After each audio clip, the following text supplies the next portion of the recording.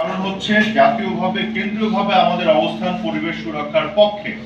কাজেই যারা পরিবেশকে, আমরা তো ক্লাইমেট বিপর্যয়ে পড়েছি, এটা আমাদের মাননীয় প্রধানমন্ত্রী ঘোষণা দিয়ে সরকারিভাবে আমরা অবস্থান পরিষ্কার করেছি যে পরিবেশ সুরক্ষার পক্ষে আমাদের অবস্থান। পরিবেশ বিপর্যয়ের সবচেয়ে বড় আমরা ভুক্তভোগী, কিন্তু আমাদের দায় সবচেয়ে কম। কিন্তু বিদেশে বিভিন্ন পর্যায়ে সবাইকে আমরা দোষ দিচ্ছি, যারা দায়ী তাদের কাছ থেকে আমরা আমাদের ক্ষতিপূরণ আদায় করার জন্য নেগোশিয়েট করছি।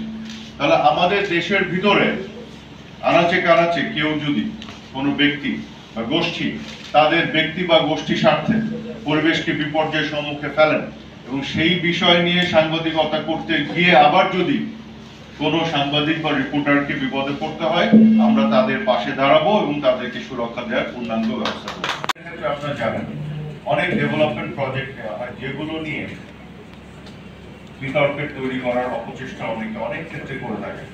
পরিবেশকেও ঢাল হিসেবে অনেক ক্ষেত্রে ব্যবহার করা হয়।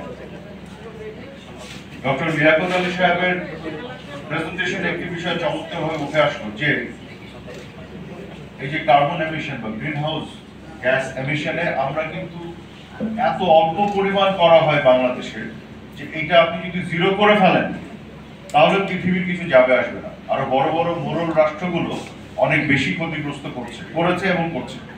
কাজে আমরা যখন কিছুটা ডেভেলপমেন্ট করব, এদেশের 17 কোটি মানুষকে খাওয়াতে হবে, আমাদের পড়াতে হবে, তার জীবনের উন্নয়ন ঘটাতে হবে। কাজে সেই ডেভেলপমেন্টকে আবার টেনে ধরে পরিবেশকে ঢাল হিসেবে ব্যবহার করে আমি ওই ডেভেলপমেন্ট বন্ধ করলে কতটুকু কার্বন এমিশন করবে আমার এখানে। কাজেই আমার যেমন পাওয়ার প্রোডাকশনে যেতে হবে, এনার্জি আমার দরকার, উন্নয়ন অগ্রগতি দরকার। কারণ উন্নয়ন অগ্রগতিকে থামিয়ে দেওয়ার জন্য আবার পরিবেশকে ঢাল হিসেবে ব্যবহার করে যদি মোটিভেটেড জার্নালিজম হয়, সেটাকে আমি পেশাদার জার্নালিজম বলতে চাই না। আমি বিশ্বাস করি সেখানে পেশাদার সাংবাদিকরা, পেশাদার গণমাধ্যম সবার আগে তাদেরকেও এক্সপোজ করবে।